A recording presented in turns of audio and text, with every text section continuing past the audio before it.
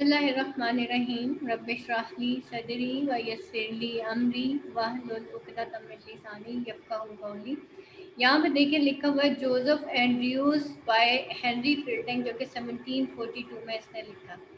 सबसे पहले मैं आपको बताती चलूँ कि जो हेनरी फील्डिंग था वो बहुत ज़्यादा चैस्टिटी, जो कि सो कॉल्ड चैस्टिटी थी, उसके खिलाफ था। उसने जो है सैमुअल रिचर्डसन ने एक नॉवल लिखा था पैमेला, ठीक है, जिसके ऊपर उसने इम्पोर्टेंस ऑफ चैस्टिटी के बारे में बात की थी कि ये अगर आप गुड मैरिज सिक्योर करना चाहते हो तो आपको चैस्टिटी को फॉलो करना पड़ेगा। पैमेला एक ऐसी लड़की होती है जो कि शादी करती है फिर मिस्टर बी के साथ, despite the suffering he cause, इस डिस्पाइट के वो जो सफरिंग जो कि वो उसको देता है, इसके बावजूद उसकी मिस्टर बी से शादी होती है क्योंकि वो चैस्टिटी की मिसाल आप होती है। जोसेफ एंड्रयूज जो है, जब हेनरी फील्डिंग ने लिखा तो वो इस चैस्टिटी के बिल्कुल खिलाफ था, तो उसने एक्चुअली पैरोडी ऑफ पैमेला लिखी in the form of Joseph Andrews. Now let's start. मैं आपको साथ साथ बताती चलूंगी कि इसके अंदर हुआ क्या था। सबसे पहले यहाँ पे देखें कि Samuel Richardson novel Pamela is basically about the importance of chastity as a way to secure a prosperous life. उसको ये लगता था कि अगर आप अच्छी जगह शादी करना चाहते हो, एक प्रॉस्पेरस शादी को सिक्योर करना चाहते हो, मैरिज को, तो आपको अपनी चैस्टिटी की इम्पोर्टेंस उसने बहुत ज़्यादा वहाँ पे हाईलाइट की। In the novel Pamela marriage Mr B despite the suffering he cause, उसकी शादी हो जाती है मिस्टर बी के साथ। और भी preservation of chastity is seen as a way to achieve upward mobility. In other words, to obtain a higher social status, a situation which is not very virtuous. और परवर्जेशन ऑफ चैस्टिटी जो है वो इस तरीके से दिखाई गई कि जैसे a way to achieve upward mobility, कि आपने अगर नीचे से ऊपर जाना है तो you have to achieve the chastity, preserve करनी है आपने जो है चैस्टिटी को, in other word to obtain a higher social status, a situation which is not very virtuous, कि भाई एक हायर स्टेटस को अचीव करने के लिए आपको अपनी चैस्टिटी को बरकरार रखना पड़ेगा, जो कि कोई वर्चुअस थिंग नहीं थी। In 1942, Fielding published a parody of Pamela, in which he mocked Pamela's excessive focus on chastity through his protagonist Joseph Andrews, the supposed brother of Pamela. अब जोसेफ एंड्रयूज के थ्रू जो है, जो fielding है, उसने एक नॉवल लिखा जो कि पैरोडी थी उस पैमेला नॉवल की जो कि रिचर्डसन ने लिखा था।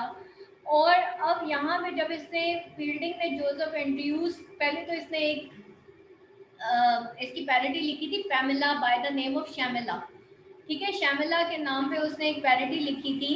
लेकिन बाद में इसने उसके बाद जोसेफ एंड्रयूज की सूरत में एक नॉवल लिखा और उसमें जोसेफ एंड्रयूज को उसने बताया कि वो भी पैमेला का भाई है और वो भी चैस्टिटी की मिसाल आप है, यानी कि उसने टोटली पैरोडी कर दी कि पैमेला का भाई है जोसेफ एंड्रयूज, जो कि बिल्कुल वैसा ही है चैस्टिटी में जैसे कि उसकी बहन थी इन पैमेला।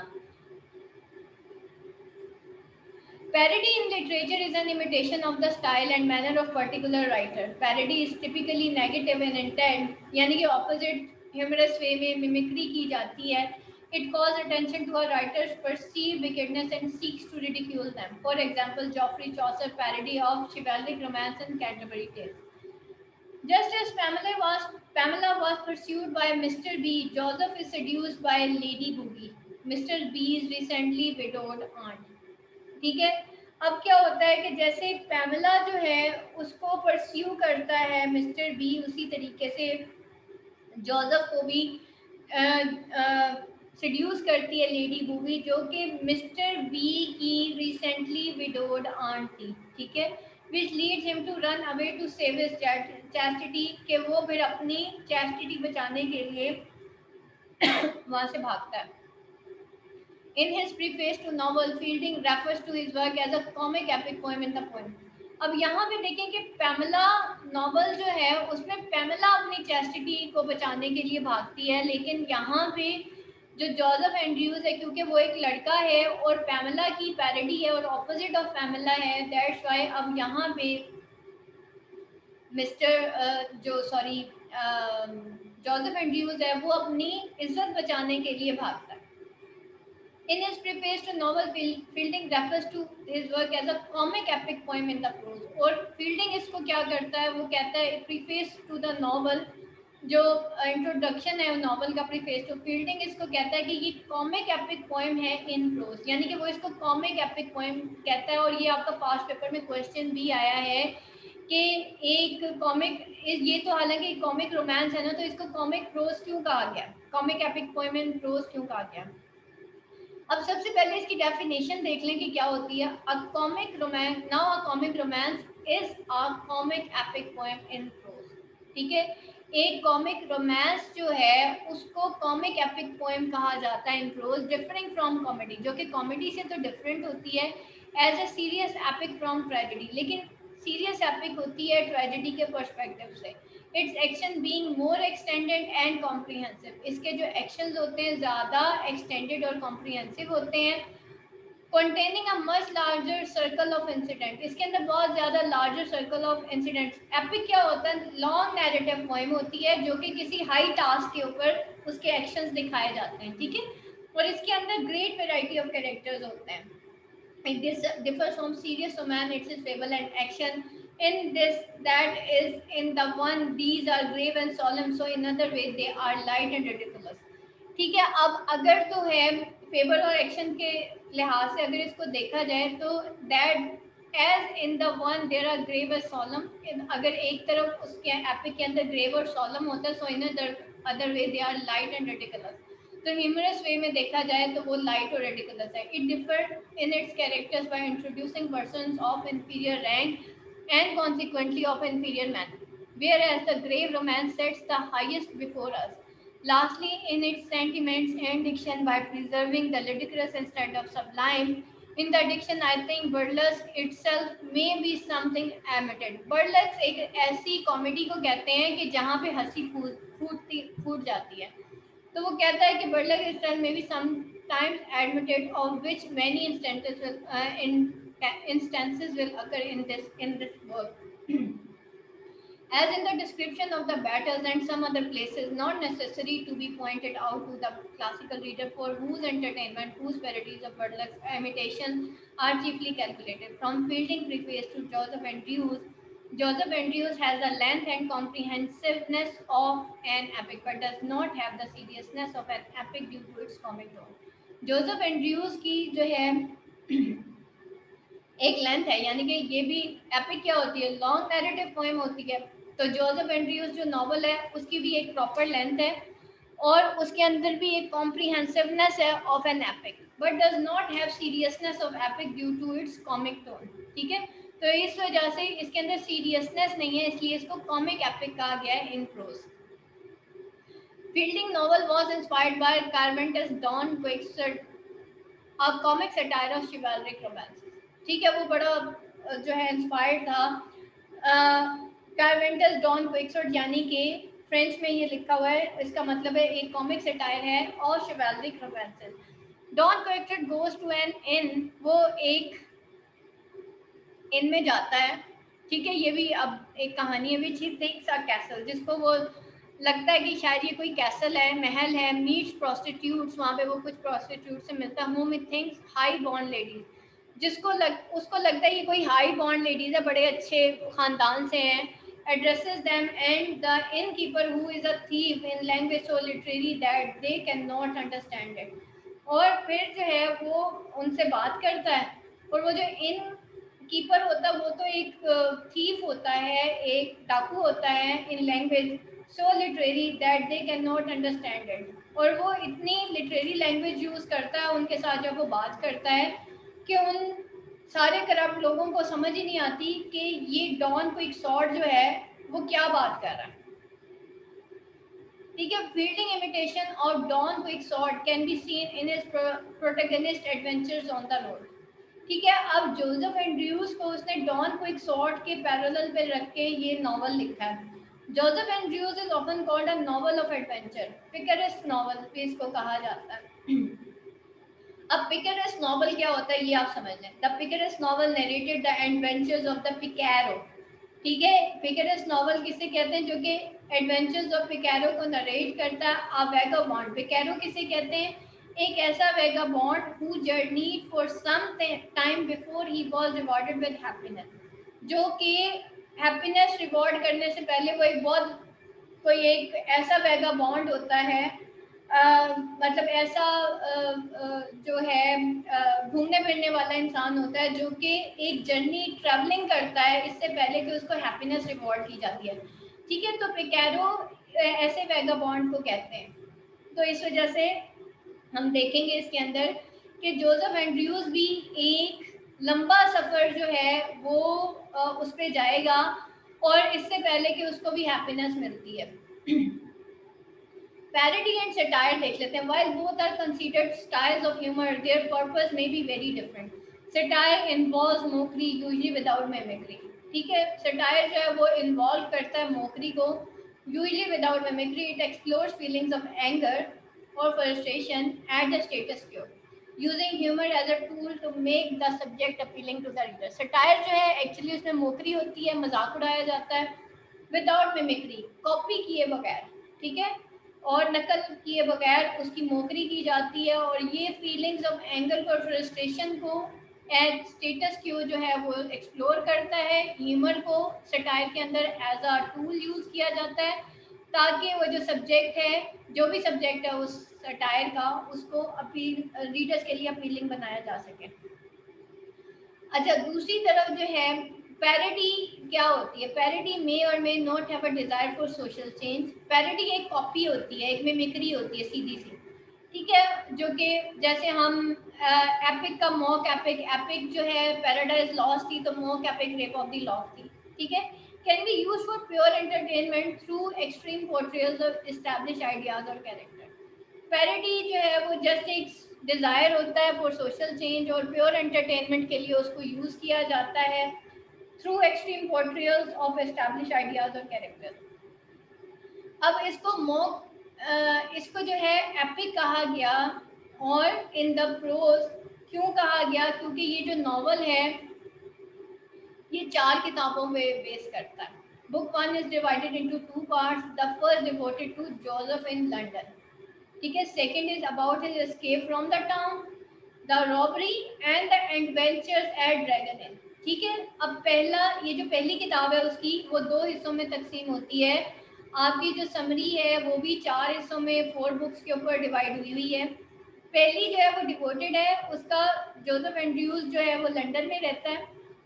सेकेंड पार्ट जो है वो उसका एस्केप है फ्रॉम द टाउन, रॉबरी, और फिर उसका उसकी जो adventures in dragon in. Book 1, alongside Joseph introduces some major characteristics of novel. ठीक है, इसमें हम मेजर कैरेक्टर्स ऑफ नॉवल देखते हैं जिसमें हम पार्सन एडम को देखते हैं, लेडी बूबी मिलेगी हमें, मिसेस स्लिपस्लॉप, फैनी। उसके बाद the book begins and and with the subject of chastity. Joseph, a handsome strong man who works for sir Thomas booby.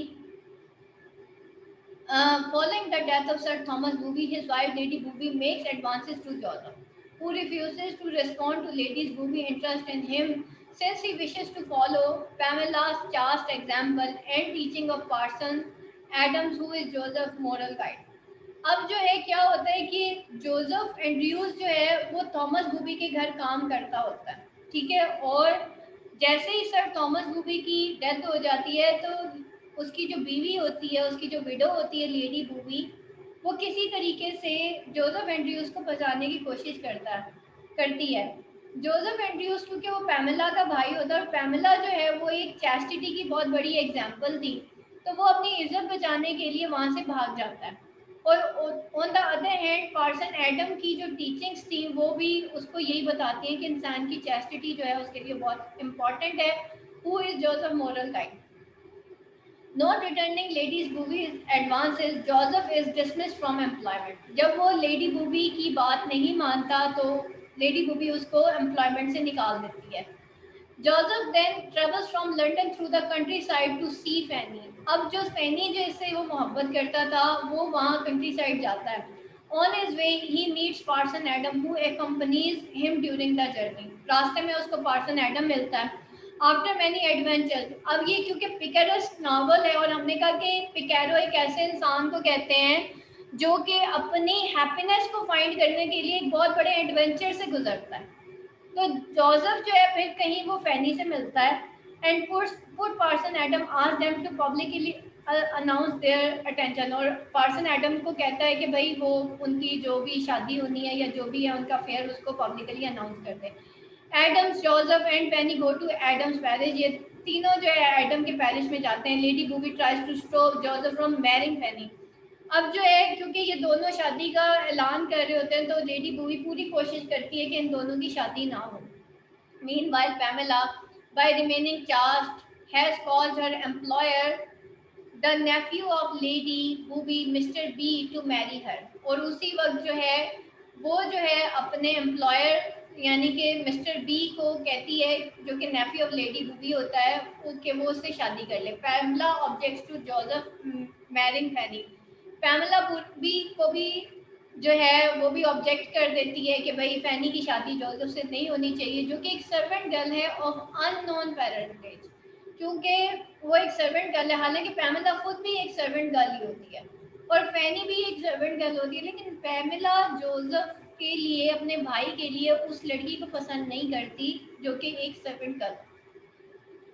Mister and Mrs Andrews arrive. ऊपर से mister and Mrs Andrews जो है वहाँ पे पहुँच जाते हैं। It is discovered that Fanny is their daughter, और पता ये चलता है कि फैनी इन दोनों की डॉटर है।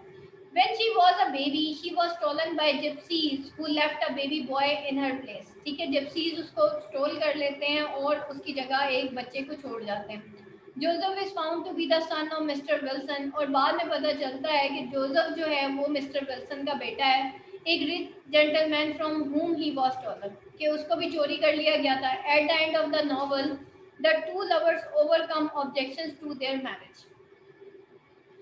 अब यहाँ पे देखिए कहानी तो यहाँ पे एंड हो जाती है, बट यहाँ पे देखिए what the female reader are taught by the memoirs of Mrs. Andrews is so well set forth in the excellent essays or letters prefixed to the second and subsequent edition of that work, that it would be here a needless repetition. The authentic history with which I now present the public is an instance of great good that book is likely to do, and of the prevalence of example which I have just observed. Since it will appear that it was by keeping the excellent patron of his sister's virtue before his eyes that Mr. Joseph Andrews was chiefly unable to preserve his purity in the midst of such temptation, I shall only add this character of male chastity, though doubtless as desirable, becoming in one part of human species as in another, is almost only virtue that great apologist had not given him for the sake of giving example to his reader. He would now walk out with him into Hyde Park in the morning, and when tired, but which happened almost every minute, would lean on his arm and converse with him in great familiarity.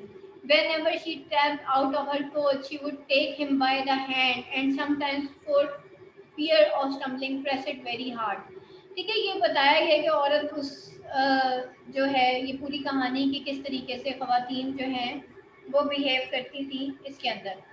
Joseph Andrews reveal the wickedness of human beings. अब ये जो पूरा novel है ये reveal करता है wickedness of human being. Fielding offered realistic portrayals of habit and customs of the time. ठीक है, वो वहाँ की हैबिट और कस्टम्स ऑफ टाइम को जो है वो पोर्ट्रे करता है। As oppose to honesty and chastity of Joseph, Mrs Slipslop is a women of affectation. अब जो है अगर ऑनेस्टी और चैस्टिटी ऑफ जोसेफ को के ऑपोजिट देखा जाए तो मिसेस स्लिपस्लॉप जो है वो एक वीमेन ऑफ अफेक्टेशन थी। She pretends to be a learn women. वो प्रिटेंड तो ये करती थी कि वो एक लर्न वीमेन है, but she is not. A situation which gives rise to comedy. She does not know the true meaning of words. She wants to present herself as a sophisticated woman. She uses wrong words and misspelled words. She says dilemma, but what she means is dilemma। ठीक है, वो dilemma कहती थी लेकिन dilemma यानी कि वो dilemma को वो dilemma कहती थी। She says I am almost convicted, but what she actually means is that she is almost convinced।